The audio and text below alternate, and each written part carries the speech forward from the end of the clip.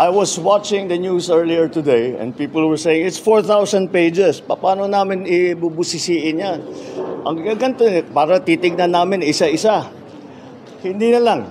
Meron namang kopya that's available on the website of DBM. Tignan ninyo, huwag na ninyong busisihin isa-isa.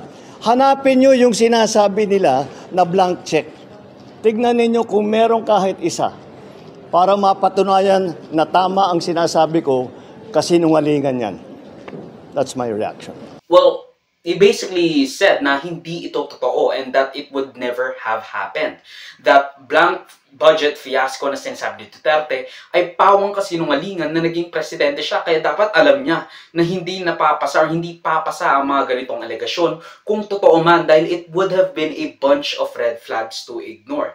Again, as we will see later on, na merong explanation kung bakit daw may blank sa bicameral report. Even Hontiveros said na hindi totoo ang sinasabi ni Duterte na merong blanco kahit na siya mismo bumoto ng no sa pagpasa ng budget sa Senado at sa bicameral report dahil sa niraise niyang concern patungkol sa subsidy na tinanggal sa PhilHealth. See and experience sa aking personal knowledge bilang Vice Chair ng Committee on Finance, kaya nag-sponsor ng ilang mga